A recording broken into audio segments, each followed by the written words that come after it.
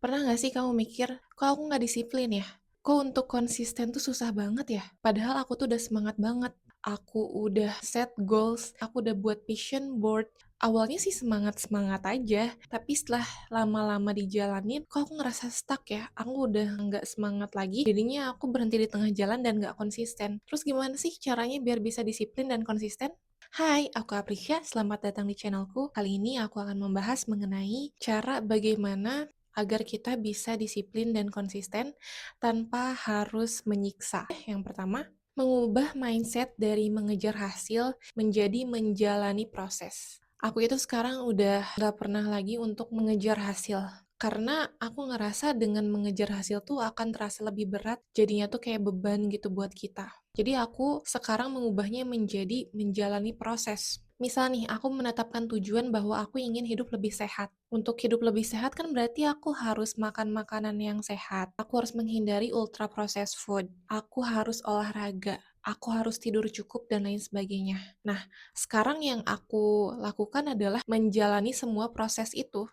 Fokus ke prosesnya. Daripada misalnya nih, aku harus glowing sebelum lebaran. Aku harus turun berat badan 5 kilo selama sebulan. Kadang kalau misalnya kita udah netapin target seperti itu tuh udah bisa menjadi beban untuk kita gitu. Mungkin kita juga mikir, bisa nggak ya achieve ini? Bisa nggak ya mencapai ini? Atau mungkin semangat nih, aku bisa nih turun 5 kilo dalam sebulan. Semangat awalnya benar-benar dijaga makanannya, olahraga. Tapi ternyata selama 2 minggu menjalani prosesnya, pas kamu timbang berat badan kamu, kok sama aja. Kayak cuman turun setengah kilo gitu, kayak stuck. Akhirnya kamu ngerasa, udah deh capek banget gitu ya. Kayaknya aku nggak akan nerusin ini. Kamu ngerasa nggak ada progresnya sama sekali dan kamu berhenti di tengah jalan. Beda kalau misalnya kamu fokus ke prosesnya. Apapun hasilnya, aku bakal tetap ngelakuin ini. Karena jalan menuju sehat tuh harus melakukan proses ini dulu gitu. Jadi nggak bisa sehat dengan cara yang instan. Niatkan dalam hati kalau aku ingin menjadi lebih baik lagi, aku ingin menjadi lebih sehat, aku mau komit sama diri aku akan loyal sama diri aku, dan aku nggak akan mengkhianati apa yang udah aku targetkan, apa yang udah menjadi standar aku. Jadi energinya tuh beda gitu, kayak bukan ngejar-ngejar hasil, tapi menjalani proses dan komitmen sama diri kamu sendiri untuk melakukan yang terbaik, memberikan yang terbaik kepada diri kamu sendiri. Dan hasilnya pun pasti akan ngikutin kok. Yang kedua adalah mencari akar masalah dari kenapa kamu sering prokrastinasi atau menunda-nunda sehingga kamu tidak disiplin dan juga tidak konsisten. Kadang kita tuh nunda-nunda tuh bukan karena males, tapi ada alasan yang lebih besar dari itu. Contohnya ada rasa takut. Misal kita takut akan kegagalan, makanya kita menunda-nunda terus untuk memulai bisnis baru. Terus kita takut untuk show off, untuk dilihat oleh orang lain, takut dijudge oleh orang lain. Makanya kita menunda-nunda untuk bikin konten. Atau itu adalah sebuah pengalihan. Misalnya kamu ngerasa, kok aku sulit banget ya untuk bisa konsisten makan sehat. Aku pengennya makan manis, makan junk food terus. Kalau misalnya kamu gali lebih dalam, mungkin ada alasan di balik itu. Makan makanan yang gak sehat, yang manis, yang bisa memberikan dopamin sesaat, itu bisa menenangkan diri kamu dan mengalihkan dari rasa stres. Nah, mungkin akar masalahnya adalah stres itu sendiri. Nah, jadi kamu harus tahu dulu akar masalahnya tuh apa. Karena selama kamu belum menyembuhkan atau memulihkan akar masalahnya, kamu akan sulit untuk disiplin ataupun konsisten. Yang ketiga adalah beristirahat. Kadang kita tuh cuma butuh istirahat aja kok. Kita sebagai manusia ya bisa capek juga. Mungkin kamu tuh lagi burn out, jadinya kamu nggak bisa fokus untuk melakukan sesuatu. Jadi sekarang tuh aku selalu mendengarkan tubuh aku sendiri. Kalau misalnya nih aku harus produktif, tapi aku ngerasa kok badan aku nolak ya untuk produktif gitu, untuk melakukan aktivitas tertentu. Aku ngerasa kayaknya aku butuh istirahat deh. Aku nggak akan memaksakan diri aku akan beri waktu diri aku untuk istirahat. Ternyata setelah istirahat ini aku malah bisa lebih fresh, bisa lebih produktif, dan lebih semangat karena energi aku udah full. Yang keempat adalah menerapkan cinta diri. Kita tuh sebagai manusia nggak bisa terus-terusan punya mood dan energi yang sama setiap harinya. Kadang kita bisa capek, kita lagi burn out, kita lagi stres, kita lagi sedih, lagi sakit, dan lain sebagainya. Jadi ya kita nggak bisa memaksakan diri kita ketika hal-hal tersebut sedang terjadi. Atau misalnya kalau cewek kan lagi PMS, kamu tahu kan kalau lagi PMS gimana? Bawaannya tuh kayak moody banget, sensitif, terus juga kayak sakit-sakit badan gitu kan. Misalnya nih, kamu tuh udah menetapkan tujuan bahwa kamu tuh akan berolahraga setiap hari, dan kamu juga udah member gym nih. Tapi ada waktu-waktu di mana kamu juga lagi capek, misalnya lagi PMS ya. Terus kamu ngerasa kamu harus memaksakan diri kamu ke tempat gym, sedangkan kamu lagi sakit-sakit badan. Ya, nggak harus gitu juga, karena konsisten tuh bukan berarti harus memaksakan diri. Konsisten tuh bukan berarti harus menyiksa kok. Kita bisa tetap menyesuaikan aja, tapi dengan tetap berkomitmen atau tetap setia kepada diri sendiri. Jadi kalau misalnya lagi PMS, ya udah kamu nggak usah pergi ke tempat gym, kamu olahraga aja di rumah, yoga aja di rumah. Jadi kamu tetap komitmen, tetap konsisten untuk hidup sehat, tapi dengan menyesuaikan kondisi kamu saat ini. Karena itu adalah salah satu bentuk cinta kepada diri sendiri juga. Konsisten itu nggak harus menyiksa. Kalau misalnya menyiksa, malah nanti nggak akan konsisten. Kamu akan ngerasa itu adalah sebuah beban dan akan males duluan gitu, akan ngeblok duluan.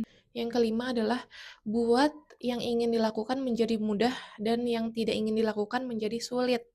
Misalnya nih, kamu udah menetapkan tujuan bahwa kamu itu akan membaca buku setiap hari.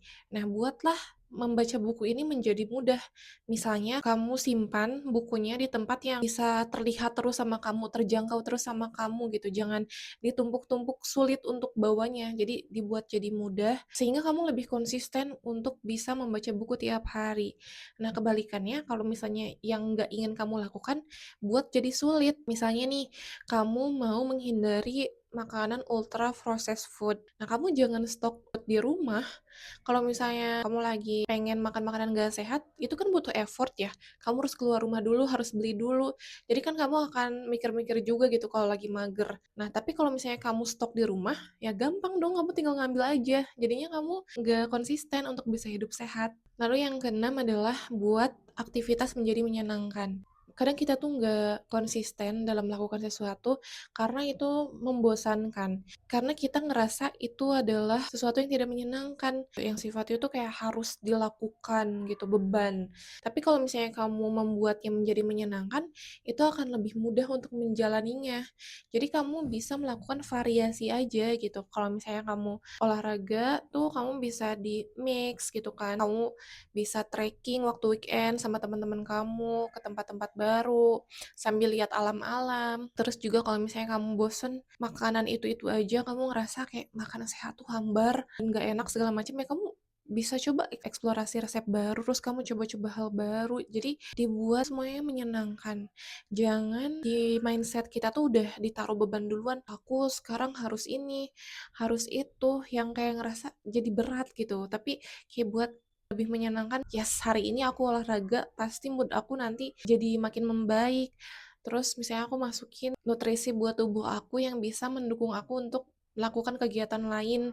Jadi aku lebih fit, full energinya, dan lain sebagainya. Terus yang selanjutnya adalah pakai aturan kerjakan 5 menit. Kalau kamu udah mencoba hal-hal yang tadi udah aku share, tapi kamu ngerasa masih kok mager banget gitu untuk ngerjain sesuatu, kayak males banget gitu. Nah, coba kamu pakai aturan mengerjakan selama 5 menit. Jadi kamu coba dulu aja untuk mengerjakannya selama 5 menit. Misalnya nih kamu mau ngerjain tugas, kamu buka dulu laptopnya, buka dulu buku catatannya, terus kamu coba kerjain dulu aja selama 5 menit. Setelah 5 menit kamu coba lihat, apakah kamu jadi semangat ngerjain atau kamu tetap gak semangat ngerjain. Kalau kamu semangat ngerjain, ya bagus, karena berarti itu kita cuma butuh gebrakan aja untuk memulai gitu. Kadang kan kita udah males duluan di otak kita, padahal ketika dikerjain tuh kayaknya lancar-lancar aja, kok bisa-bisa aja gitu. Dan kebanyakan sih malah setelah itu tetap ngerjain gitu. Tapi kalau misalnya kamu tetap nggak semangat gitu ya, rasanya itu sulit banget untuk bisa ngerjain itu, berarti ada alasan yang lebih besar dari itu. Entah itu kamu emang lagi burnout, kamu lagi stres mikirin sesuatu, lagi capek, lagi sakit, atau misalnya kamu lagi menyabotase diri kamu sendiri nih karena kamu takut akan sesuatu gitu.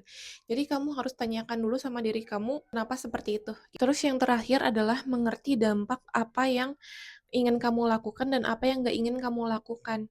Jadi, kamu harus banyak research, kamu harus mempelajari dulu sebelum kamu ingin melakukan atau tidak ingin melakukan sesuatu. Ketika kamu mulai goyah nih, ada alasan yang kuat untuk tetap mengerjakan itu atau tidak mengerjakan itu.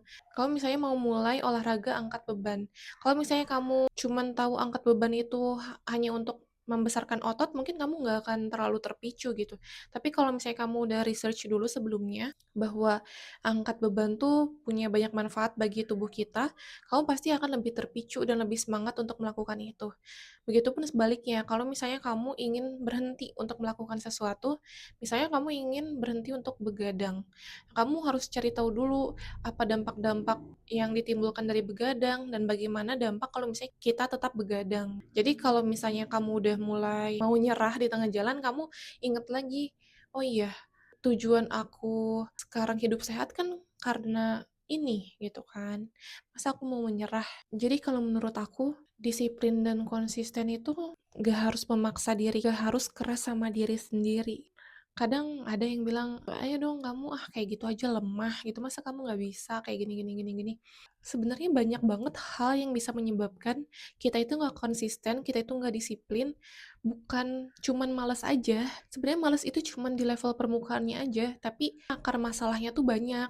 Nah itu yang sebenarnya harus kita lihat lebih dalam, kita harus pulihkan lebih dalam. Disiplin dan konsisten itu nggak harus menyiksa. Kalau menyiksa itu malah kita nggak bisa achieve sesuatu, tapi lebih kepada menyesuaikan sesuai kondisi kita seperti apa. Yang penting kamu komit sama diri kamu sendiri, kamu berikan yang terbaik sama diri kamu sendiri, lebih ke mencintai diri sendiri sih. Kita improve diri kita itu untuk kebaikan diri kita dan kebaikan orang-orang di sekeliling kita.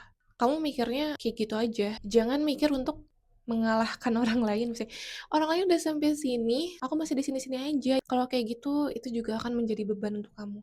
Pokoknya fokus aja sama diri sendiri. Semoga video ini bisa bermanfaat untuk kamu. Sekian aja dari aku. Jangan lupa dukung terus channel ini dengan cara subscribe, like, komen, dan share. Sampai jumpa di video selanjutnya. Dah.